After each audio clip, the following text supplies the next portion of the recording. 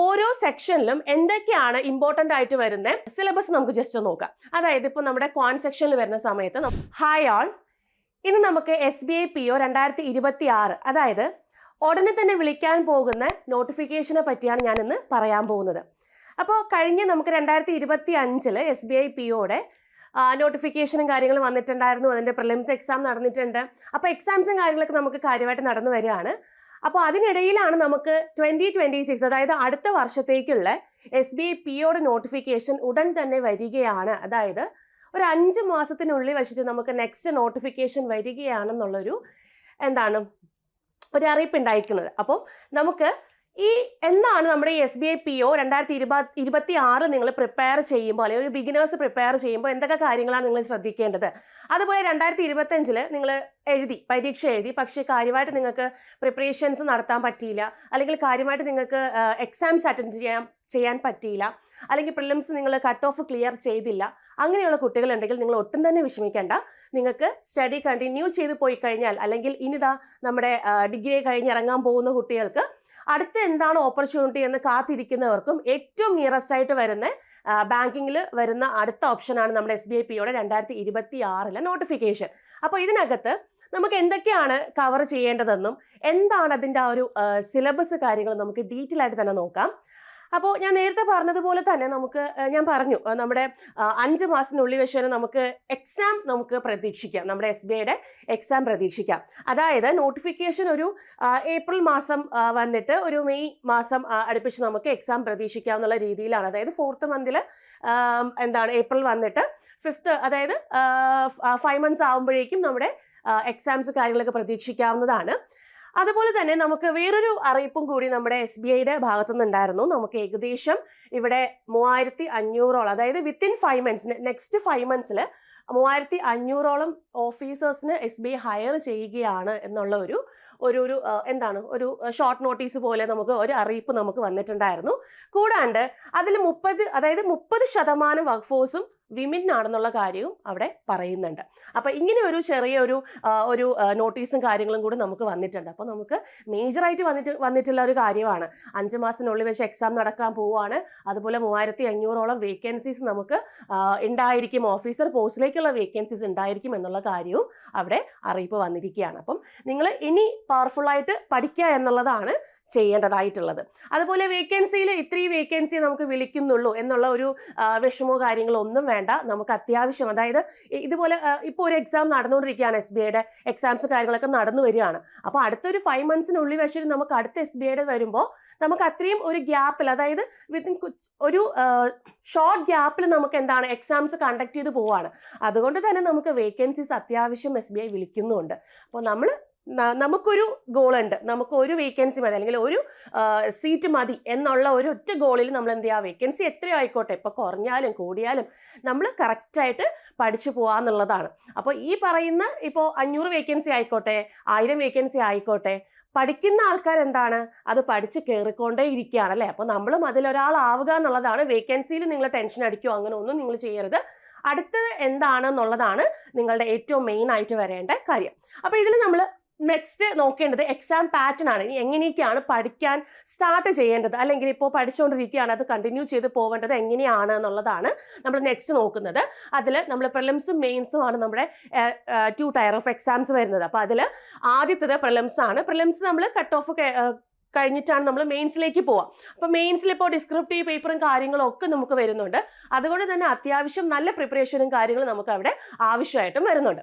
അപ്പോൾ നമ്മുടെ പ്രിലിംസ് നോക്കുന്ന സമയത്ത് ബാങ്ക് എക്സാംസിൽ നമ്മൾ പൊതുവെ കാണുന്ന സെയിം സംഭവം തന്നെയാണ്. ഇപ്പോൾ ബാങ്ക് എക്സാംസ് ആയപ്പോൾ IBPS ആയിക്കോട്ടെ, RRB ആയിക്കോട്ടെ, SBI ആയിക്കോട്ടെ, എല്ലാത്തിനും ഒരേ പാറ്റേൺ ആണ് എക്സാം പാറ്റേൺ നമുക്ക് പോവാം. മെയിൻസിൽ മാത്രം ചെറിയ ഒരു ഡിഫറൻസ് ഉണ്ടാവുള്ളൂ. ബാക്കി പ്രിലിംസിലൊക്കെ നമുക്ക് ഏകദേശം സെയിം തന്നെയാണ് അവിടെ വരുന്നത്. അപ്പോൾ ഇതിൽ ആദ്യം ഇംഗ്ലീഷ് ലാംഗ്വേജ് ഉണ്ട്, പിന്നെ ന്യൂമറിക്കൽ എബിലിറ്റി ഉണ്ട്, റീസണിങ് എബിലിറ്റി ഉണ്ട്. ഇംഗ്ലീഷ് ആണെങ്കിൽ 40 question 40 mark 20 minute, numerical ability 30 questions 30 mark 20 minute, reasoning ability 30 question 30 mark 20 minute. അതായത് ടോട്ടൽ 100 ക്വസ്റ്റ്യൻസ് 100 മാർക്ക് 1 മണിക്കൂറിനാണ് പ്രിലിംസ് വരിക. ഓക്കെ, അതുകൂടാണ്ട് നമ്മുടെ മെയിൻസിന്റെ ഒരു എക്സാം പാറ്റേൺ പറയുകയാണെങ്കിൽ നമുക്ക് ഏകദേശം നമുക്ക് പറയുകയാണെങ്കിൽ IBPS POയുടെ ഒരു എക്സാം പാറ്റേണിലേക്കാണ് നമ്മുടെ കഴിഞ്ഞ വർഷം തൊട്ടല്ല 2023 തൊട്ട് നമുക്ക് SBIയും മാറിയിട്ടുള്ളത്. അപ്പോൾ ഇതിൽ നമുക്ക് വരുന്നത് റീസണിങ്, കമ്പ്യൂട്ടർ ആപ്റ്റിറ്റ്യൂഡ് ഉണ്ട്, ഡേറ്റ അനാലിസിസ് ഉണ്ട്, അതുപോലെ ജനറൽ അവെയർനെസ് ഉണ്ട്, ഇംഗ്ലീഷ് ലാംഗ്വേജ് ഉണ്ട്, ഡിസ്ക്രിപ്റ്റീവ് പേപ്പർ ഉണ്ട്. അപ്പോൾ ഇതിൽ ഈ പറയുന്ന 4 ടെസ്റ്റുകളും, അതായത് റീസണിങ് ആണെങ്കിൽ 40 ക്വസ്റ്റ്യൻ 60 മാർക്ക് 50 മിനിറ്റ് ആണ്. ഓരോന്നിനും സെക്ഷണൽ ടൈമിംഗ് കൂടെ അവിടെ വരുന്നുണ്ട്. ഇനി ഡേറ്റ അനാലിസിസ് ആൻഡ് ഇന്റർപ്രിട്ടേഷൻ വരുന്ന സമയത്ത് 30 ക്വസ്റ്റ്യൻ 60 മാർക്കിന് 45 മിനിറ്റിനാണ്. നെക്സ്റ്റ് ജനറൽ അവെയർനെസ് വരുമ്പോൾ 60 ക്വസ്റ്റ്യൻ 60 മാർക്ക് 45 മിനിറ്റിനാണ്. ഇംഗ്ലീഷ് ലാംഗ്വേജ് 40 ക്വസ്റ്റ്യൻ 20 മാർക്ക് 40 മിനിറ്റിനാണ്. അങ്ങനെ ടോട്ടൽ 170 ക്വസ്റ്റ്യൻസ് 200 മാർക്ക് 3 മണിക്കൂറിനാണ് നമ്മുടെ മെയിൻസ് എക്സാം കണ്ടക്ട് ചെയ്യുന്നത്, അതായത് ഒബ്ജക്റ്റീവ് ടൈപ്പ് കണ്ടക്ട് ചെയ്യുന്നത്. നെക്സ്റ്റ് ഡിസ്ക്രിപ്റ്റീവ് ടൈപ്പ് വരുമ്പോൾ അതിൽ അവർ നോക്കുന്നത് ഇമെയിൽസ്, അതായത് നമ്മുടെ കമ്മ്യൂണിക്കേഷൻ സ്കിൽസ് ആണ് ചെക്ക് ചെയ്യുന്നത്. അപ്പോൾ ഇമെയിൽ, റിപ്പോർട്ട്, അതുപോലെ സിറ്റുവേഷൻ അനാലിസിസ്, പ്രീസി റൈറ്റിംഗ്, ഇതൊക്കെയാണ് നമുക്ക് ഡിസ്ക്രിപ്റ്റീവ് പേപ്പറിൽ വരുന്നത്. അത് 3 ക്വസ്റ്റ്യൻസ് നമുക്ക് ഈ പറയുന്ന 50 മാർക്കിന് 30 മിനിറ്റിനാണ്. അങ്ങനെ ടോട്ടൽ 250 ആണ് നമുക്ക് അവിടെ ആ ഒരു ഗ്രാൻഡ് ടോട്ടൽ വരുന്നത്. അതായത് ഒബ്ജക്റ്റീവ് പ്ലസ് ഡിസ്ക്രിപ്റ്റീവ് ചേർത്ത് ഗ്രാൻഡ് ടോട്ടൽ 250ക്കാണ്. ഇതിൻ്റെ വേറൊരു പ്രത്യേകത എന്ന് പറയുന്നത്, നമുക്ക് സാധാരണ നമ്മുടെ IBPS ആയിക്കോട്ടെ, IBPS RRB ആയിക്കോട്ടെ, നമ്മൾ എഴുതുമ്പോൾ ഓരോന്നിനും സെക്ഷണൽ കട്ട് ഓഫ് നമുക്ക് വരാറുണ്ട്. പക്ഷെ SBIയുടെ ഏറ്റവും വലിയൊരു ഗുണമാണ് നമുക്ക് സെക്ഷണൽ കട്ട് ഓഫ് അവിടെ ഇല്ല. സെക്ഷണൽ ടൈമിംഗ് ഉണ്ട്, പക്ഷേ സെക്ഷണൽ കട്ട് ഓഫ് ഇല്ല. അതായത് ഇപ്പോൾ നമുക്ക് നമ്മുടെ IBPS RRB ഒക്കെ വരുന്ന സമയത്ത് ഇംഗ്ലീഷിന് ഒരു പർട്ടിക്കുലർ കട്ട് ഓഫ് കടന്നിരിക്കണം. ഇപ്പോൾ എത്രയാണ് 40 ക്വസ്റ്റ്യൻസിന് ചിലപ്പോൾ അവർ പറയുന്നത് ഒരു 11 മാർക്ക് അല്ലെങ്കിൽ 15 മാർക്ക് സെപ്പറേറ്റ് കട്ട് ഓഫ് ഉണ്ടായിരിക്കും. ആ കട്ട് ഓഫിന് പുറമെ, അതായത് ഓരോ സബ്ജക്റ്റിനുമുള്ള കട്ട് ഓഫിന് പുറമെ നമുക്ക് ടോട്ടൽ എത്രയാണോ അതിന് ടോട്ടൽ കട്ട് ഓഫ് നമ്മൾ കടന്നിരിക്കണം. അങ്ങനെ ഒരു ചെറിയ ടാസ്ക് നമുക്ക് ബാക്കിയുള്ള എക്സാംസ് നമ്മുടെ ബാങ്ക് എക്സാമിനുണ്ട്. പക്ഷേ SBIയുടെ കാര്യത്തിൽ ആ ഒരു ഗുണമാണ്, അതായത് നമുക്കിവിടെ ടോട്ടൽ കട്ട് ഓഫ് മാത്രം കടന്നു പോയാൽ മതി. അപ്പോൾ ഇപ്പോൾ നിങ്ങൾ ഒരു സെക്ഷൻ നിങ്ങൾ കുറച്ച് അറ്റൻഡ് ചെയ്തിട്ടുള്ളൂ. ഇത് നമുക്ക് ഏറ്റവും കൂടുതൽ ഇപ്പോൾ പ്രിലിംസിന് നിങ്ങൾ ഏകദേശം നന്നായിട്ട് അറ്റൻഡ് ചെയ്യും. പക്ഷെ മെയിൻസ് വരുന്ന സമയത്തുള്ള പ്രശ്നങ്ങളാണ് അത് വരിക. ചിലപ്പോൾ അതായത് ഇപ്പോൾ നമ്മുടെ എക്സാമ്പിൾ പറയുകയാണെങ്കിൽ ഡേറ്റ അനാലിസിസ് ആൻഡ് ഇന്റർപ്രിട്ടേഷൻ നമുക്ക് ചിലപ്പോൾ കുറച്ച് ക്വസ്റ്റ്യൻസ് അറ്റൻഡ് ചെയ്യാൻ പറ്റിയിട്ടുണ്ടാവുള്ളൂ. പക്ഷേ നമുക്ക് സെക്ഷണൽ കട്ട് ഓഫ് ഇല്ലാത്തത് കൊണ്ട് അവിടെ നമ്മൾ വറീഡ് ആവേണ്ട ആവശ്യമില്ല. ബാക്കി റീസണിങ് ആയാലും അവെയർനെസ് ആയാലും നിങ്ങൾ അവിടെ മാർക്ക് ബൂസ്റ്റ് ചെയ്തെടുത്താൽ മതി. അപ്പോൾ ടോട്ടൽ കട്ട് ഓഫ് ആണ് അവിടെ മെയിനായിട്ടും നമുക്ക് SBIയിൽ വരുന്നത്. ഓക്കെ, ഇനി നെക്സ്റ്റ് നമുക്ക് നോക്കാം. നെക്സ്റ്റ് ഓരോ സെക്ഷനിലും എന്തൊക്കെയാണ് ഇമ്പോർട്ടൻ്റ് ആയിട്ട് വരുന്നത് സിലബസ് നമുക്ക് ജസ്റ്റ് നോക്കാം. അതായത് ഇപ്പോൾ നമ്മുടെ ക്വാൻ സെക്ഷനിൽ വരുന്ന സമയത്ത് നമുക്ക് 3 പാർട്ടായിട്ട് ഇതിനെ തിരിക്കാം. ഇതിൽ ഈ 2 പാർട്ടും കൂടെ നമുക്ക് DI എന്ന് പറയുന്ന പാർട്ടുമാണ് നമ്മുടെ പ്രിലിംസിനകത്ത് വരിക. ഇനി ഇതിൻ്റെ DI ഡേറ്റ സഫിഷ്യൻസി വേറെ കുറച്ച് കാര്യം കൂടെ ഉണ്ട്, അത് പിന്നെ പറയാം. ആദ്യം നമുക്ക് പ്രിലിംസ് റിലേറ്റഡ് നോക്കാം. ഇതിൽ സ്പീഡ് മാത്സിൽ വരുന്ന സമയത്ത് സിംപ്ലിഫിക്കേഷൻ, അപ്രോക്സിമേഷൻ, സീരീസ് എന്ന് പറയുമ്പോൾ നമ്പർ സീരീസ്, ക്വാഡ്രാറ്റിക് ഇക്വേഷൻസ്, ഇതൊക്കെ നമുക്ക് ബൾക്കായിട്ട് മാർക്ക് സ്കോർ ചെയ്യാൻ പറ്റുന്ന ഏരിയാസ് ആണ് ഈ സ്പീഡ് മാത്സിലെ ഇത്രയും ഭാഗം എന്ന് പറയുന്നത്. അപ്പം ഇത് പ്രിലിംസിന് വളരെ വളരെ വളരെ ഇമ്പോർട്ടൻ്റ് ആയിട്ട് വരുന്ന ഒരു ഏരിയ കൂടിയാണ് സ്പീഡ് മാത്സ്. ഇതില്ലാണ്ട് നമുക്ക് ക്വസ്റ്റ്യൻ പേപ്പർ ഉണ്ടാവില്ല. അത് ആ സേഫ് സോൺ നമുക്ക് പറയാം. ഈ ഏരിയ എന്ന് പറഞ്ഞാൽ സേഫ് സോൺ ആണ്. ഈ സേഫ് സോൺ നമുക്ക് ഇല്ലാണ്ട് നമുക്ക് ക്വസ്റ്റ്യൻ പേപ്പറിൽ വരാറില്ല. കാരണം ഇതിൽ നമുക്ക് മാക്സിമം നമുക്കൊരു 15 മാർക്കോളം നമുക്ക് സ്കോർ ചെയ്യാൻ പറ്റും. 15 to 20 മാർക്കോളം നമുക്ക് അവിടെ സ്കോർ ചെയ്യാൻ വേണ്ടി സാധിക്കും.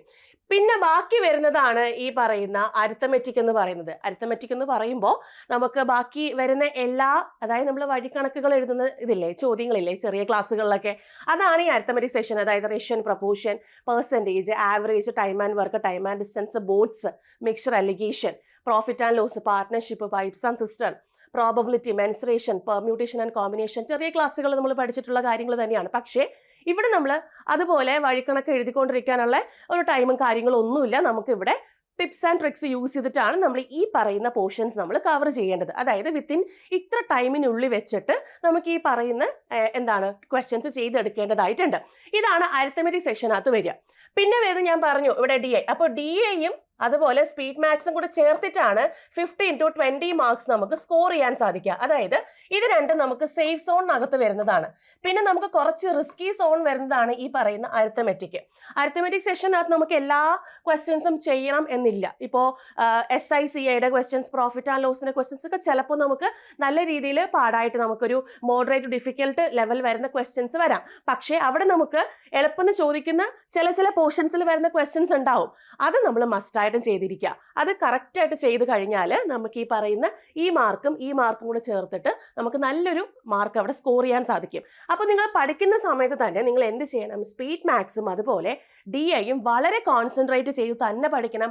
ഏതിനാണ്? പ്രിലിംസിന്. ഇത് നേരെ നമുക്ക് മെയിൻസിനും വളരെ യൂസ്ഫുൾ ആയിട്ട് വരും. ഓക്കെ, അതിൻ്റെ കൂടെ അരിത്തമെറ്റിക് പോർഷൻസിൽ ഇപ്പം റേഷ്യോ പ്രൊപ്പോർഷൻ ഉണ്ട്, ഏജസ് വരും, പാർട്ട്ണർഷിപ്പ്, ആവറേജ്, ഇതിൽ നിന്ന് ക്വസ്റ്റ്യൻസ് ഒക്കെ കുറച്ച് ബൂസ്റ്റ് ചെയ്ത് പഠിക്കാം. കൂടാണ്ട് ഇപ്പം നിങ്ങൾക്ക് ഭയങ്കര പാടായിട്ട് തോന്നുവാണ്, ഇപ്പോൾ എക്സാമ്പിൾ പറയുകയാണെങ്കിൽ SICAയുടെ സിമ്പിൾ ഇൻട്രസ്റ്റ്, കോമ്പൗണ്ട് ഇൻട്രസ്റ്റ്, അതൊക്കെ വരുന്ന സമയത്ത് നിങ്ങൾ പഠിക്കണം. നന്നായിട്ട് പഠിക്കുകയല്ല, ചോദ്യങ്ങളൊക്കെ നിങ്ങൾ ചെയ്യുക. പക്ഷേ എക്സാമിന് വരുന്ന സമയത്ത് ആ ഒരു പർട്ടിക്കുലർ ക്വസ്റ്റ്യനിൽ സ്റ്റിക്ക് ചെയ്യരുത്. അതായത് ഒരു പ്രാവശ്യം വായിച്ചു നിങ്ങളെ കൊണ്ട് ചെയ്യാൻ പറ്റുന്നില്ല എങ്കിൽ ആ ഒരു പർട്ടിക്കുലർ ക്വസ്റ്റ്യൻ നിങ്ങൾ എന്ത് ചെയ്യരുത്? സ്റ്റിക്ക് ചെയ്ത് ഇരിക്കരുത്. അടുത്ത ക്വസ്റ്റ്യനിലേക്ക് മൂവ് ചെയ്യാന്നുള്ളത്. അപ്പം ഇതിൽ നിന്ന് നിങ്ങൾക്ക് നേടാവുന്നുള്ള ക്വസ്റ്റ്യൻസ് നിങ്ങൾ നേടുക. അത് നിങ്ങൾ കറക്റ്റായിട്ട് തന്നെ പഠിച്ചു പോവുക, അത് നിങ്ങൾ സ്കോർ ചെയ്യുക. പക്ഷേ ഇത് നമ്മൾ മസ്റ്റായിട്ട് അറ്റൻഡ് ചെയ്തിരിക്കേണ്ട ഒരു ഏരിയ ആണ്. ഇനി നമ്മുടെ മെയിൻസിന്റെ ഒരു കാര്യം പറഞ്ഞ സമയത്ത് ഞാൻ പറഞ്ഞു, ഇവിടെ ഡേറ്റ അനാലിസിസ് ആൻഡ് ഇന്റർപ്രിട്ടേഷൻ, അതിനാണ് അവിടെ ഏറ്റവും ഇമ്പോർട്ടൻസ് വരുന്നത്. അതായത്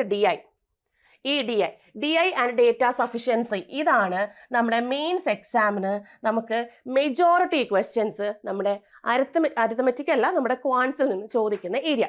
ബാക്കി നമുക്ക് ഈ പറയുന്ന സ്പീഡ് മാത്സിൽ നിന്ന് ചിലപ്പോൾ നമുക്ക് അപ്രോക്സിമേഷനോ അല്ലെങ്കിൽ സിംപ്ലിഫിക്കേഷനോ അല്ലെങ്കിൽ സീരീസോ ക്വാഡ്രാറ്റിക്കോ ഇനി അരിത്തമെറ്റിക് സെഷനിൽ ഈ പറയുന്നതിൽ ഏതെങ്കിലുമൊക്കെ നമുക്ക് ചോദിക്കാറുണ്ട്. പിന്നെ നമ്മുടെ DIയിൽ വരുമ്പോൾ, മെയിൻസ് വരുമ്പോൾ ഇതിൻ്റെ റിലേറ്റ് ചെയ്ത് വരുന്ന DIs നമുക്ക് ചോദിക്കാറുണ്ട്. അപ്പോൾ അത് ആ രീതിക്ക് തന്നെ പഠിച്ചു പോകും. അപ്പോൾ ആദ്യമേ നമ്മൾ DI പ്രിപ്പറേഷൻ ചെയ്ത് പോയി കഴിഞ്ഞാൽ നമുക്ക് മെയിൻസിനും വളരെ ക്ലിയർ ആയിട്ട് തന്നെ അത് ചെയ്തു പോകാൻ സാധിക്കും. ഇനി നെക്സ്റ്റ് വരുമ്പോൾ നമ്മുടെ റീസണിങ്, ഏറ്റവും മെയിൻ ആയിട്ട് വരുന്ന റീസണിങ് സ്കോറിംഗ് ആണ്. ഒരുപാട് മെനക്കെടേണ്ട ആവശ്യമില്ല. പക്ഷെ കുറച്ചൊരു ടൈം ഇൻവെസ്റ്റ് ചെയ്ത് നമ്മൾ പഠിച്ചു കഴിഞ്ഞാൽ നമുക്ക് ഇതിനകത്ത് നല്ലൊരു രീതിയിലുള്ള കട്ട് ഓഫ് മാർക്ക് സ്കോർ ചെയ്യാൻ വേണ്ടിയിട്ട് സാധിക്കും. അപ്പോൾ റീസണിങ്ങിൽ വരുമ്പോൾ alpha numeric series, coding, decoding, inequality, syllogism, ഇതൊക്കെ നമുക്ക് ബൾക്കി ക്വസ്റ്റ്യൻസ് ആണ്. അതായത് ഇപ്പോൾ അപ് ടു 5, അതായത് 5 ക്വസ്റ്റ്യൻസ് വരെ ചോദിക്കാം നമുക്ക്. ഇനി ബ്ലഡ് റിലേഷൻ, ഡയറക്ഷൻ, റാങ്കിങ്, ഇതൊക്കെ ഇതൊക്കെ ചിലപ്പോൾ നമുക്ക് സബ്സ്റ്റിറ്റ്യൂട്ട് ക്വസ്റ്റ്യൻസ് ആയിട്ട് 5 ക്വസ്റ്റ്യൻസ് വീതം ചോദിക്കാം, അല്ലെങ്കിൽ സിംഗിൾ ക്വസ്റ്റ്യൻസ് ആയിട്ട് നമുക്ക് ചോദിക്കാം. പിന്നെ ഏറ്റവും വെയിറ്റേജ് ആയിട്ട് വരുന്ന ഏരിയ ആണ് പസിൽസ് ആൻഡ് സീറ്റിംഗ് അറേഞ്ച്മെന്റ്. ഇത് സ്കിപ്പ് ചെയ്യാനേ പാടില്ല. ചിലപ്പോൾ 3-4 പസിൽസോ സീറ്റിംഗ് അറേഞ്ച്മെന്റോ ചേർത്തിട്ട് 3-4 ചോദ്യങ്ങൾ ഉണ്ടാവും. അതിൽ നിങ്ങളൊരു 3 ചോദ്യം ചെയ്താൽ മതി. അതായത് 3 സെറ്റ് ചോദ്യങ്ങൾ ചെയ്താൽ മതി. ഒന്ന് നിങ്ങൾക്ക് ചെയ്യാൻ പറ്റിയില്ല എങ്കിൽ പ്രശ്നമില്ല. മനസ്സിലായോ? അപ്പോൾ പസിൽസും സീറ്റിംഗ് അറേഞ്ച്മെന്റും കംപ്ലീറ്റ് ആയിട്ട് ഒഴിവാക്കരുത്. അത് വെയിറ്റേജ് ഏരിയ ആണ്. അപ്പോൾ അതുകൊണ്ട് തന്നെ, കാരണം എന്ന് വെച്ചാൽ ഇതിൽ നിന്ന് നിങ്ങൾ ഒരു 3 ക്വസ്റ്റ്യൻ സോൾവ് ചെയ്യുകയാണെന്നുണ്ടെങ്കിൽ നിങ്ങൾക്കൊരു 15 മാർക്സ് അവിടെ സ്കോർ ചെയ്യാൻ വേണ്ടി സാധിക്കും. ഓക്കെ, അപ്പം നമ്മുടെ പസിൽസ് ആൻഡ് സീറ്റിംഗ് അറേഞ്ച്മെന്റ് എന്ന് പറയുന്നത് ബൾക്ക് ക്വസ്റ്റ്യൻസ് ആയിട്ട് നമുക്ക് സ്കോർ ചെയ്യാൻ പറ്റുന്നതാണ്. കൂടാണ്ട് data sufficiency, input output, logical reasoning, ഇതൊക്കെ മെയിൻസ് റിലേറ്റഡ് ആയിട്ട് വരുന്ന ചോദ്യങ്ങളാണ്. ഇത് പ്രിലിംസിന് ചോദിക്കില്ല എന്നല്ല, ഏതെങ്കിലുമൊക്കെ ഷിഫ്റ്റിൽ നമുക്ക് സബ്സ്റ്റിറ്റ്യൂട്ട് ക്വസ്റ്റ്യൻസ് ആയിട്ട് ചോദിക്കാം. പക്ഷേ ഏറ്റവും മെയിൻ ആയിട്ട് നമ്മുടെ മെയിൻസ് എക്സാമിന് ചോദിക്കുന്ന ഏരിയ ആണ് ഈ പറയുന്ന data sufficiency, input output, logical reasoning എന്ന് പറയുന്നത്. ഓക്കെ, ഇനി ഇവിടെ നമുക്ക് വേറെ ഈ 2 സെക്ഷനിലും നമ്മൾ ചെറുതായിട്ട് ഓർത്തിരിക്കേണ്ട ഒരു കാര്യമുണ്ട്. അതായത് ഇപ്പോൾ പസിൽസ് ആയാലും സീറ്റിംഗ് അറേഞ്ച്മെന്റ് ആയാലും, അതുകൂടാണ്ട് നമ്മൾ ഈ പറയുന്ന simplification, approximation, series, quadratic, next ഈ പറയുന്ന അരിത്തമെറ്റിക് ആയാലും ഈ പറയുന്ന DI ആയിരുന്നാലും എന്തായിരുന്നാലും ഒരു ചോദ്യത്തിന് ഒരു പർട്ടിക്കുലർ ടൈമിംഗ് ഉണ്ടാവും. ഇപ്പോൾ എക്സാമ്പിൾ പറയുകയാണെങ്കിൽ ഞാനിവിടെ ക്വാഡ്രാറ്റിക് ഇക്വേഷൻ്റെ കാര്യം പറഞ്ഞു. 5 ക്വസ്റ്റ്യൻസ് ആണ് നമുക്ക് പൊതുവെ ചോദിക്കുന്നത്. ഡിപ്പെൻസ് ഓൺ നമ്മുടെ ക്വസ്റ്റ്യൻ അനുസരിച്ചിട്ട് നമുക്ക് വരും. ഒരു ഷിഫ്റ്റിൽ 5 ക്വസ്റ്റ്യൻസ് ആണെന്നുണ്ടെങ്കിൽ ഈ 5 ക്വസ്റ്റ്യൻ നമ്മൾ വിത്തിൻ 1.5 മിനിറ്റ്സിൽ നമ്മൾ ചെയ്ത് തീർക്കണം. 1.5 മിനിറ്റ്സ് അതിനുള്ളിൽ നമ്മൾ ചെയ്യാൻ വേണ്ടിയിട്ട് ശ്രമിക്കണം. അപ്പോൾ ആ ഒരു കാര്യമാണ് അവിടെ ഏറ്റവും മെയിനായിട്ട് വരിക. ഇപ്പോൾ റീസണിങ്ങിൻ്റെ ഒരു കാര്യം പറയുകയാണെന്നുണ്ടെങ്കിൽ ഞാൻ പറയും ഈ സെക്ഷൻസ് എല്ലാം നിങ്ങൾ, അതായത് ഇതുവരെയുള്ള പസിൽസ് ആൻഡ് സീറ്റിംഗ് അറേഞ്ച്മെന്റ് ഒഴിച്ച് ബാക്കി എല്ലാ സെക്ഷൻസും നിങ്ങൾ ചെയ്യണം. എല്ലാ ടോപ്പിക്സ് നിങ്ങൾ ചെയ്യണം. ചെയ്തതിന് ശേഷം ഏറ്റവും ലാസ്റ്റ് ഒരു 5 to 7 മിനിറ്റ്സ് നിങ്ങൾക്ക് അവിടെ ഇടാമെങ്കിൽ, അല്ലെങ്കിൽ 7 മിനിറ്റ്സ് ഇടണമെന്നില്ല, കാരണം ഇത് ഇത്രയും നമുക്കൊരു ഏകദേശം നമുക്കൊരു 20 മിനിറ്റ്സിലാണെങ്കിൽ ഒരു 15 വേണ്ട, ഒരു 10 to 12 മിനിറ്റ് കൊണ്ട് ചെയ്യണം. ഈ പറയുന്ന ഇത്രയും കാര്യങ്ങൾ 10 to 12 മിനിറ്റ് നമ്മൾ ചെയ്ത് കഴിഞ്ഞാൽ പസിൽസ് ആൻഡ് സീറ്റിംഗ് അറേഞ്ച്മെന്റ് ഒരു 3 to 4 സെറ്റ് ഉണ്ടായിരിക്കാം. അപ്പോൾ അതിനനുസരിച്ചിട്ട് നമുക്ക് ഇവിടെ എന്ത് ചെയ്യാൻ പറ്റും, ആ ടൈം നമ്മൾ ബാക്കിയിട്ടേക്ക്, അതായത് ആദ്യം നമ്മൾ ഇതിന് പ്രയോറിറ്റി കൊടുക്കുക, എന്നിട്ട് ലാസ്റ്റ് നമ്മൾ ഇതിലേക്ക് സ്റ്റിക്ക് ചെയ്യുക എന്നുള്ളതാണ്. അപ്പം അതിന് വേണ്ടിയിട്ട്, അതായത് ഒരു പസിൽ അല്ലെങ്കിൽ ഒരു സീറ്റിംഗ് അറേഞ്ച്മെന്റ് അതിപ്പോൾ 3 to 4 ക്വസ്റ്റ്യൻസ് ആണ് ഞാൻ ഈ പറയുന്ന 5 to 7 മിനിറ്റ്സ് എടുക്കേണ്ടത്. ബാക്കി ഒരു ക്വസ്റ്റ്യനൊക്കെ വന്നു കഴിഞ്ഞാൽ എത്ര മിനിറ്റ് നമ്മൾ എടുക്കണം എന്നുള്ള കാര്യം നോക്കുക. ചിലപ്പോൾ ചില പസിൽസ് ഒക്കെ 2 മിനിറ്റ്സ്, അതായത് വളരെ എളുപ്പമായിട്ട് ചെയ്യാൻ പറ്റുന്ന പസിൽസ് ഉണ്ടായിരിക്കും. അത് ചിലപ്പോൾ നമുക്ക് 2 മിനിറ്റ്സ് അല്ലെങ്കിൽ 2.5 മിനിറ്റ്സിൽ ചെയ്യാൻ പറ്റും. ഇച്ചിരി എന്താണ് പാടായിട്ട് വരുന്ന ഒരു പസിൽസ് ആണെന്നുണ്ടെങ്കിൽ ഒരു 3 മിനിറ്റ്സിനുള്ളിൽ വെച്ചിട്ട് ചെയ്യാനായിട്ട് ശ്രമിക്കണം. അപ്പോൾ അതിന് അതിൻ്റേതായിട്ടുള്ള രീതിയിലുള്ള എന്ത് വേണം, പ്രാക്ടീസും കാര്യങ്ങളും നിങ്ങൾ അവിടെ എടുത്തിരിക്കണം. ഓക്കെ, ഇത് വളരെ ഇമ്പോർട്ടൻ്റ് ആയിട്ട് നിങ്ങൾ നോക്കേണ്ട കാര്യമാണ്. ഇനി ഇംഗ്ലീഷിൻ്റെ കാര്യം വരുമ്പോഴും ഇതേപോലെ നമുക്ക് ഇതിനകത്തൊരു കാര്യം വരുന്നുണ്ട്, റീഡിങ് കോംപ്രിഹെൻഷൻ എന്ന് പറയുന്നത്. റീഡിങ് കോംപ്രിഹെൻഷനിൽ എല്ലാവരും ചെയ്യുന്നൊരു മിസ്റ്റേക്കാണ്, ആദ്യമേ നിങ്ങൾ റീഡിങ് കോംപ്രിഹെൻഷൻ വായിച്ചുകൊണ്ടിരിക്കും. അങ്ങനെ ഒരിക്കലും ചെയ്യരുത്. റീഡിങ് കോംപ്രിഹെൻഷൻ ചെയ്യാൻ വേണ്ടി കുറച്ച് ട്രിക്സ് കാര്യങ്ങളൊക്കെ ഉണ്ട്. ക്വസ്റ്റ്യൻ വഴി നമുക്ക് എന്ത് ചെയ്യാൻ പറ്റും, കോംപ്രിഹെൻഷനിലോട്ട് പോയി അവിടുന്ന് പിക്ക് ചെയ്യാൻ പറ്റും. അപ്പോൾ ഇതാണ് നമ്മൾ അവിടെ എടുക്കേണ്ട, അല്ലെങ്കിൽ ആ ഒരു മെയിനായിട്ടും നമ്മൾ യൂസ് ചെയ്യുന്ന ടിപ്പ് എന്ന് പറയുന്നത്. ഇനി ഇവിടെ നോക്കുമ്പോൾ പാരാജമ്പിൾ, അതുപോലെ ക്ലോസ് ടെസ്റ്റ്, അതുപോലെ റീഡിങ് കോംപ്രിഹെൻഷൻ, വേർഡ് റീഅറേഞ്ച്മെന്റ്, ഇതൊന്നും നമുക്ക് ഗ്രാമറിന്റെ യൂസേജ് വരുന്നില്ല. അപ്പം ഗ്രാമർ നമുക്ക് അവിടെ ഇല്ലാണ്ട് നമുക്ക് എന്താണ് ചെയ്യാൻ പറ്റുന്ന കാര്യങ്ങളാണ് ഈ പറഞ്ഞ ഇത്രയും കാര്യങ്ങൾ. അതിന് ഞാൻ പറഞ്ഞു റീഡിങ് കോംപ്രിഹെൻഷൻ്റെ കാര്യം, ഇത് ഏറ്റവും ലാസ്റ്റ് ചെയ്യാൻ വേണ്ടി ശ്രമിക്കുക. നമുക്ക് എറർ സ്പോട്ടിംഗ് ഉണ്ടായിരിക്കും, ക്ലോസേഴ്സ് ഉണ്ടായിരിക്കും, ഡബിൾ ഫില്ലേഴ്സ് ഉണ്ടായിരിക്കും, അതായത് ഫില്ലർ ടൈപ്സിൽ വരുന്നുണ്ടായിരിക്കും, വേർഡ് റീഅറേഞ്ച്മെന്റ് ഉണ്ടായിരിക്കും, വേർഡ് സ്വാപ്പ് ഉണ്ടായിരിക്കും. അങ്ങനെയുള്ള എല്ലാ ചെയ്തതിന് ശേഷം ഏറ്റവും ലാസ്റ്റ് ഞാൻ നേരത്തെ പറഞ്ഞതുപോലെ ഒരു 4 അല്ലെങ്കിൽ 3 to 4 മിനിറ്റ്സ് എടുത്ത് അതായത് അതിന് മിച്ചം വെച്ച് ആ ഒരു ടൈം നിങ്ങൾ ലാസ്റ്റ് റീഡിങ് കോംപ്രിഹെൻഷനിലേക്ക് കൊടുക്കുകയാണ് ചെയ്യേണ്ടത്. അപ്പോൾ ഏറ്റവും ഫസ്റ്റിൽ നിങ്ങൾ അത്രയും നല്ല ഒരു റീഡിങ് സ്കില്ലുള്ള ഒരാളാണെന്നുണ്ടെങ്കിൽ ആദ്യമേ നിങ്ങൾക്ക് അത് അറ്റൻഡ് ചെയ്യാം. പക്ഷേ റീഡിങ് കുറച്ചൊന്ന് നമുക്ക് മനസ്സിലാവാൻ ഇച്ചിരി ബുദ്ധിമുട്ടുള്ള ഒരാളാണെന്നുണ്ടെങ്കിൽ ഏറ്റവും ലാസ്റ്റിലേക്ക് കൊടുത്തിട്ട് അത് ചെയ്യാൻ. കാരണം ഏകദേശം ഒരു 7 to 10 മാർക്സ് ഇതിനകത്തുനിന്ന് ചോദിക്കാറുണ്ട്. അപ്പോൾ അത് നമുക്ക് ഒരിക്കലും ലീവ് ചെയ്യാൻ പറ്റില്ല. ഇതിൽ നിങ്ങൾക്ക് 7 to 10 മാർക്സിലൊരു ഇപ്പോൾ 10 മാർക്കിനാണെന്നുണ്ടെങ്കിൽ ഒരു 5 to 6 മാർക്ക് സ്കോർ ചെയ്താലും അത് വളരെ വളരെ നല്ലൊരു കാര്യമാണ്. അപ്പോൾ നിങ്ങൾ സ്കോർ അല്ലെങ്കിൽ നിങ്ങൾക്ക് ചെയ്യാൻ പറ്റിയില്ല, ഇപ്പോൾ ഒരു സെറ്റ് എടുത്തു, അതിൽ ഒരു ക്വസ്റ്റ്യൻ നിങ്ങൾക്ക് ചെയ്യാൻ പറ്റില്ല എന്ന് വിചാരിച്ചിട്ട് നിങ്ങളത് എന്താണ് ടെൻഷൻ അടിക്കുക ഒന്നും അതിൻ്റെ ആവശ്യമൊന്നുമില്ല. കാരണം ബാക്കി 4 ക്വസ്റ്റ്യൻ നമ്മൾ ചെയ്തിട്ടുണ്ട്. എല്ലാ ഒരു സബ് ക്വസ്റ്റ്യൻസ് എടുക്കുമ്പോൾ എല്ലാ ചോദ്യങ്ങളിലും നമുക്ക് ഒരെണ്ണം കുറച്ച് ടാസ്ക് കൂടുതൽ വരണമെങ്കിൽ കുറച്ച് ഹാർഡായിട്ട് വരുന്ന ക്വസ്റ്റ്യൻ ആയിരിക്കും. ബാക്കി 4 എണ്ണം നമ്മൾ ചോദിക്കും. ഇപ്പോൾ 5 ക്വസ്റ്റ്യൻസ് ആണെങ്കിൽ 4 ക്വസ്റ്റ്യൻ എളുപ്പമായിരിക്കും, ഒരെണ്ണം നമുക്ക് കുറച്ച് പാടായിട്ടുള്ളതായിരിക്കും. അതിപ്പോൾ ലീവ് ചെയ്തു എന്ന് വിചാരിച്ച് കുഴപ്പമില്ല, ബാക്കിയുള്ളതിൽ നിങ്ങളത് കവർ ചെയ്തെടുക്കുകയാണ് ചെയ്യേണ്ടത്. ഇനി നെക്സ്റ്റ് ഇതിനകത്ത് നേരത്തെ പറഞ്ഞ പോലെ ബാക്കി നമ്മുടെ ഗ്രാമർ സൈഡ് വരുന്നതാണ്. എറർ സ്പോട്ടിങ്ങും കാര്യങ്ങളൊക്കെ നമുക്ക് ഗ്രാമർ സൈഡ്, ഫില്ലേഴ്സ് ഒക്കെ വരുമ്പോൾ, അതുപോലെ ഒക്കാബ്സ് ഒക്കെ വരുന്ന സമയത്ത് അതൊക്കെ നമ്മൾ റീഡിങ് കോംപ്രിഹെൻഷനിൽ കറക്റ്റായിട്ട് തന്നെ ചെയ്തു പോകേണ്ട കാര്യമാണ്. അപ്പോൾ ഇംഗ്ലീഷ് ഇത്രയും കാര്യങ്ങളാണ് വരുന്നത്. നെക്സ്റ്റ് ഇനി ജനറൽ അവെയർനെസ് ആണ്. അവെയർനെസ് നമുക്ക് ടോട്ടൽ വെയിറ്റേജ് വരുന്ന 50 മാർക്സ് ആണ് അവെയർനെസ് വരിക. ഇത് മെയിൻസിനകത്ത് വരുന്ന ഒരു കാര്യമാണ്. അപ്പോൾ ഇതിൽ കറണ്ട് അഫയേഴ്സും അതുപോലെ ബാങ്കിങ് അവെയർനെസ്സും ആണ് നമുക്ക് ഈ പറയുന്ന ഇതിൻ്റെ ഈ ഒരു അവെയർനെസ്, ജനറൽ അവെയർനെസ്സിനകത്ത് വരുന്നത്. ഏറ്റവും ഇമ്പോർട്ടൻ്റ് ആയിട്ട് നോക്കേണ്ടത് ഒരു 6 to 8 മന്ത്സ് വരെ വരുന്ന കറണ്ട് അഫയേഴ്സും അതിന് റിലേറ്റ് ചെയ്ത് വരുന്ന ബാങ്കിങ് അവെയർനെസ്സും വളരെ നീറ്റായിട്ട് തന്നെ ചെയ്തു പോകും. ഇത് നിങ്ങൾ പഠിക്കുന്ന സമയം തന്നെ നിങ്ങൾ എന്ത് ചെയ്യണം, അത് അപ്ഡേറ്റ് ആയി പോയി കഴിഞ്ഞാൽ നമുക്ക് വൺസ് നമ്മുടെ മെയിൻസ് അടുക്കുന്ന സമയത്ത് ഒരു റഷോടുകൂടി പഠിക്കേണ്ട ആവശ്യം വരില്ല. അപ്പോൾ പഠിക്കുന്ന സമയം തന്നെ ഈ കാര്യങ്ങളൊക്കെ ഒന്ന് അപ്ഡേറ്റ് ചെയ്ത് പോകുന്നത് വളരെ നല്ലതായിരിക്കും. ഇനി നമുക്ക് ഈ ഒരു ജനറൽ അവെയർനെസ് കൊണ്ടുള്ള ഉപയോഗം അല്ലെങ്കിൽ കറണ്ട് അഫയേഴ്സ് കൊണ്ടുള്ള ഉപയോഗം എന്താണെന്ന് ചോദിച്ചാൽ ഇൻ്റർവ്യൂവിനും ഡിസ്ക്രിപ്റ്റീവിനും പിന്നെ SBI PO ആകുമ്പം നമുക്ക് ഗ്രൂപ്പ് എക്സസൈസ് ഉണ്ടായിരിക്കും. ആ ഗ്രൂപ്പ് എക്സസൈസിനും ഇതിന് വെയിറ്റേജ് ഉണ്ടായിരിക്കും. നമുക്ക് ഈ കറണ്ട് അഫയേഴ്സിന് ഏറ്റവും കറണ്ട് റിലേറ്റഡ് ആയിട്ടുള്ള ടോപ്പിക്കുകളായിരിക്കും നമുക്ക് ഡിസ്ക്രിപ്റ്റീവിന് ചോദിക്കുക, ഇൻ്റർവ്യൂ അറ്റൻഡ് ചെയ്യുന്ന സമയത്ത് ചോദിക്കുന്ന ഗ്രൂപ്പ് എക്സസൈസ് സമയത്തുള്ള ടോപ്പിക്സ് ഒക്കെ തരുന്നത്. അതുകൊണ്ട് തന്നെ ഇത് കറക്റ്റായിട്ട് നിങ്ങൾ ചെയ്ത് പോകുകയാണെന്നുണ്ടെങ്കിൽ ഇതിൽ നിങ്ങൾ സെപ്പറേറ്റ് ഒരു പ്രിപ്പറേഷനും കാര്യങ്ങളൊന്നും നമുക്ക് വേണ്ടി വരില്ല. ഡിസ്ക്രിപ്റ്റീവ് ഒക്കെ ജസ്റ്റ് ഒന്ന് പ്രാക്ടീസും കാര്യങ്ങളൊക്കെ തന്നെ മതിയാകും. ഓക്കെ, ഇത് മെയിൻസ് റെലവൻ്റ് ആയിട്ട് വരുന്ന ഒരു ഏരിയ ആണെന്ന് ഞാൻ നേരത്തെ പറഞ്ഞു. പറഞ്ഞു, ഇത് മെയിൻസിന് വേണ്ടിയിട്ടാണ് അവയർനെസ് വരുന്നത്. പ്രിലിംസിന് നമുക്ക് അവയർനെസ് വരാറില്ല. അപ്പോൾ ഇത്രയാണ് നമ്മുടെ എസ് ബി ഐയുടെ നെക്സ്റ്റ്, അതായത് PO ആണ് ഫസ്റ്റ് വിളിക്കുന്ന ആ ഒരു POന്റെ സിലബസ് കാര്യങ്ങളൊക്കെ വരുന്നത്. ഇത് തന്നെയാണ് നമുക്ക് SBI ക്ലർക്കിന്റെ സിലബസും കാര്യങ്ങളൊക്കെ നമുക്ക് വരിക. അപ്പോൾ നമുക്ക് വിത്തിൻ 5 months എന്ന് പറയുമ്പോഴത്തേക്കും ഇതാന്ന് പറഞ്ഞു പോകും. ഇപ്പം നമുക്ക് നവംബർ ആയിട്ടുണ്ട്, അപ്പോൾ ഇതാന്ന് പറഞ്ഞ് നമുക്ക് മാസങ്ങൾ പോവും, ദിവസങ്ങൾ പോവും. അപ്പോൾ നമുക്ക് ഉടനെ തന്നെ നമ്മുടെ പ്രിപ്പറേഷൻസ് സ്റ്റാർട്ട് ചെയ്യുകയാണ് നിങ്ങൾ ചെയ്യേണ്ടത്. അവിടെ ഒരു സ്റ്റോപ്പ് ഇട്ടിട്ട് വീണ്ടും നെക്സ്റ്റ് ഡേ അല്ലെങ്കിൽ നെക്സ്റ്റ് മന്ത് സ്റ്റാർട്ട് ചെയ്യാമെന്ന് വിചാരിച്ചിരിക്കരുത്. നമ്മൾ ഇന്ന് തുടങ്ങുവാണെങ്കിൽ അത് അത്രയും നല്ലതാണ്. അപ്പോൾ ഇന്ന് സ്റ്റാർട്ട് ചെയ്യുകയാണെങ്കിൽ ഇന്ന് തന്നെ നിങ്ങൾ സ്റ്റാർട്ട് ചെയ്യാനുള്ള കാര്യങ്ങളൊക്കെ നിങ്ങൾ ചെയ്യാം. അപ്പം ഇതിന് വേണ്ടിയിട്ട് നമ്മുടെ SBI പ്രിപ്പറേഷന് വേണ്ടിയിട്ട് അല്ലെങ്കിൽ നമ്മുടെ ബാങ്ക് എക്സാം പ്രിപ്പയർ ചെയ്യാൻ വേണ്ടിയിട്ട് നമ്മുടെ എൻട്രിയിൽ നിങ്ങൾക്ക് ഗോൾഡ് ബാങ്കിങ് ബാച്ച് ഉണ്ട്. അപ്പോൾ ഈ ബാച്ചിലെ പ്രത്യേകത എന്താണെന്ന് വെച്ചാൽ ഒരു ഇൻഡിവിജ്വൽ അറ്റൻഷനോട് കൂടിയാണ് നമുക്ക് ബാച്ചും കാര്യങ്ങളൊക്കെ വരുന്നത്. കൂടാണ്ട് നമുക്കിതൊരു 3 month സ്ട്രാറ്റജി എന്നാണ്. ടോട്ടൽ 12 months വരും. ഇതിൽ ആദ്യത്തെ 3 മാസം എന്ന് പറയുന്നത് നമ്മുടെ ഫൗണ്ടേഷൻ ലെവൽ ക്ലിയർ ചെയ്യുക. ഒരു ബിഗിനർ ആണ് അല്ലെങ്കിൽ ഇപ്പോൾ നമുക്ക് ഡിഗ്രി കഴിഞ്ഞ് ഇറങ്ങിയിട്ടുള്ള ഒരു കുട്ടിയാണെന്നുണ്ടെങ്കിൽ നമുക്ക് ആദ്യം എന്താ വേണ്ടത്, നമ്മുടെ ഫൗണ്ടേഷൻ ക്ലിയർ ചെയ്ത് എടുക്കണം. അപ്പോൾ ഒരു 3 months നിങ്ങൾക്ക് ഫൗണ്ടേഷൻ ക്ലിയർ ചെയ്തെടുക്കുക, കുട്ടി ടെസ്റ്റുകൾ ഇടുക, ആ ഒരു ഏരിയ ആ പർട്ടിക്കുലർ ടോപ്പിക് നിങ്ങൾ ക്ലിയർ ആക്കുക എന്നുള്ളതാണ് വിത്തിൻ 3 months നമ്മുടെ ഫൗണ്ടേഷൻ കാര്യങ്ങൾ വരുന്നത്. ഇനി അടുത്ത 3 months എന്ന് പറയുന്നത് പ്രിലിംസ് ബേസ് ചെയ്തിട്ടുള്ള ക്ലാസ്സസ്, അതായത് ഒരു വീക്ക്ലി അസസ്മെന്റ് ത്രൂ നമ്മുടെ വീക്ക് ഏരിയാസ് ഒക്കെ ഫോക്കസ് ചെയ്ത് അതിന് വേണ്ടിയിട്ടുള്ള പ്രിലിംസ് ബേസ്ഡ് ക്ലാസ്സസ്, സ്പെഷ്യൽ ക്ലാസ്സും കാര്യങ്ങളൊക്കെ തന്ന്, അതുകൂടാണ്ട് മെന്റർഷിപ്പ് സപ്പോർട്ടോട് കൂടി നിങ്ങൾക്ക് മോക്ക് ടെസ്റ്റും കാര്യങ്ങളൊക്കെ എഴുതാം, ഡെയിലി ടെസ്റ്റുകൾ എഴുതാം, സെഷണൽ വൈസ് ടെസ്റ്റുകൾ എഴുതാം.